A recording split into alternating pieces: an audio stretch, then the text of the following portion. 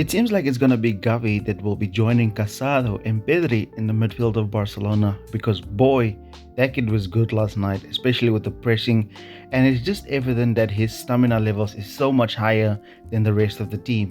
Hi guys, welcome back to the channel as we will be taking a look at how Valverde and Hansi Flick matched each other up in the tactical side of this game. And as always, do subscribe to the channel, it's gonna help us a lot as we will be returning to weekly Barcelona content. Let's start with this video. Barcelona looked to build up from the back. It was Iñaki Williams that would join Guruzeta as a front two, where one of them would try to poke Barcelona from an angle in order to put pressure on the goalkeeper.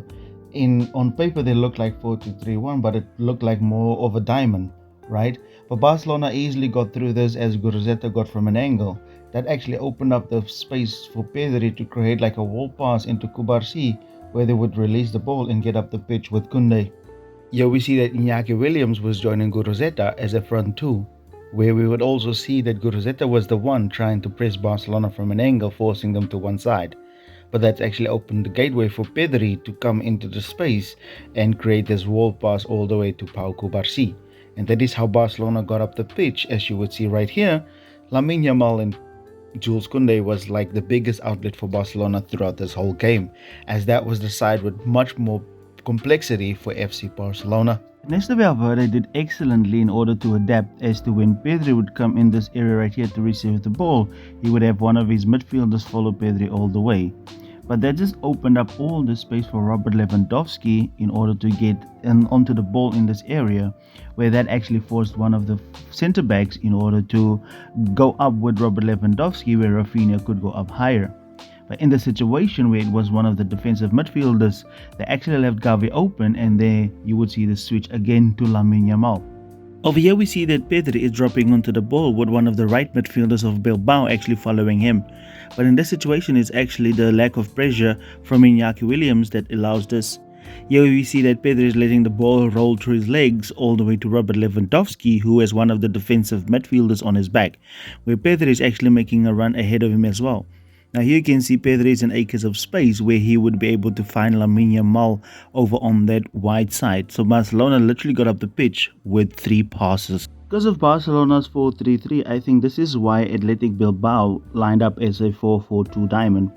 But that just allows Szczesny to just slide the ball over to Alejandro Balde, where this right back was actually tasked with coming out. But that was too much danger for Ernesto Valverde, as that would mean that Rafinha was often open in these situations, and we actually saw that very early on in the match right here. And the movement that Pedri and Gavi constantly have, that rearranged the whole of Bilbao constantly, which Barcelona could take advantage of.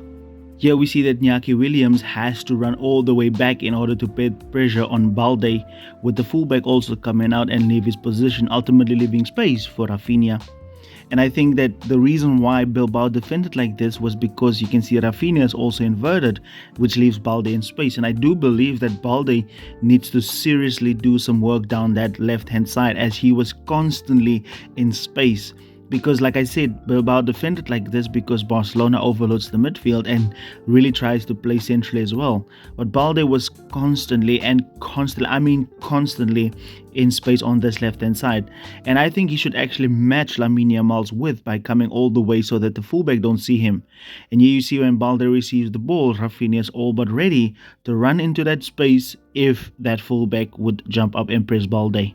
However, guys, I have to say that the defense was shockingly poor from Barcelona in that first half, as we did see the normal 4-2-2 with Rafinha joining Lewandowski, and then we see that Gavi and Pedri was actually joining the double pivot of Athletic Bilbao to stop the central progression. But because of Lewandowski's age, we actually saw that Gavi had to come all the way from here in order to put pressure, and Gavi had the energy, and I don't know what's going on with Rafinha, but he's just throwing his hands up in the air every time something is not going his way. But we did see that the energy of Gavi made a huge difference, as he was putting so much pressure onto this build-up phase of Athletic Bilbao. That is why I was saying in the beginning that I think he's going to be the guy that's going to join Pedri and Casado, right? But like I said, I don't know what's wrong with Rafinha. He doesn't seem like the same player. He seems disappointed. I don't know. Let me know what in the comment section. What do you think about Rafinha? We see here Lewandowski and Rafinha up front, but I want you guys to notice how Hansi Flick is now letting the guys choose when to go up and when to press high. Because when we do choose to go high, we see that Rafinha and Lamine is joining each other up top to try and put pressure. So it's kind of like we're now waiting for that like pressing trigger right before we go up and press. But I want you to look at this. Look at how Gavi is running towards the ball, and Rafinha is just giving a light jog, like he's having headphones on. He's in a park somewhere, running on maybe at the coast of the beach. And look at how he's walking while Gavi is putting the pressure on. Right, and this is just shocking, and this is not the guy that I recognize, and you guys are probably gonna diss me for this.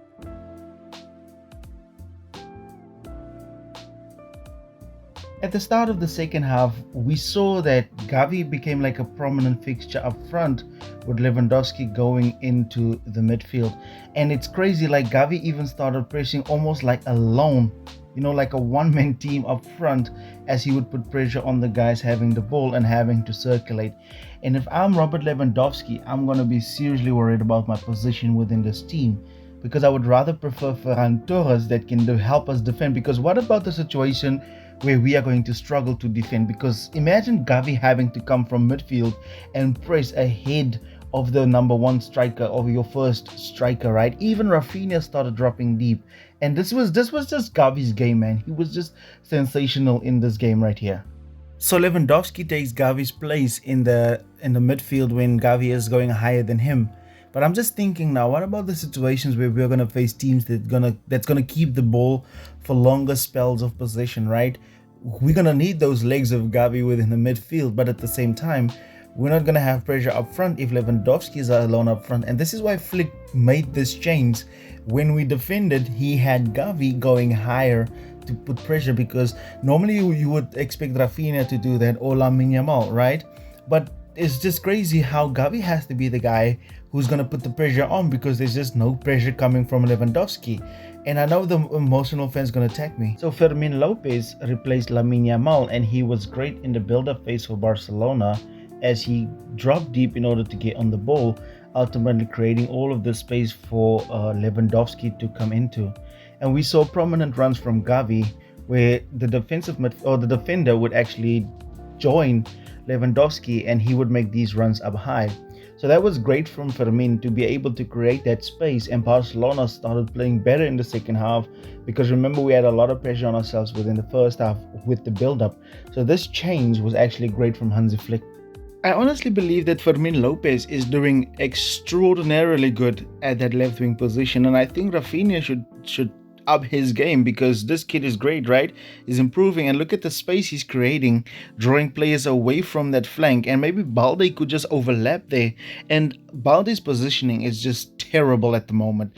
I've always had a problem with this, and look at how Gavi is running ahead of these guys in order to get in those positions and get on the ball. And this genuinely, guys, I honestly believe that this was just Gavi's game. This was Pablo Gavi versus Bilbao. He was sensational together with Pedri and Casado, but I just feel like this is maybe the reason why he picked him, why Hansi Flick picked Gavi against Athletic Bilbao, because the kid he was amazing in his game, and I genuinely believe that he returned to his normal form, right? As always, guys, please do subscribe to the channel. It's going to help us a lot to get this family to grow bigger. We upload weekly Barcelona content. We're going to analyze the Clasico as well.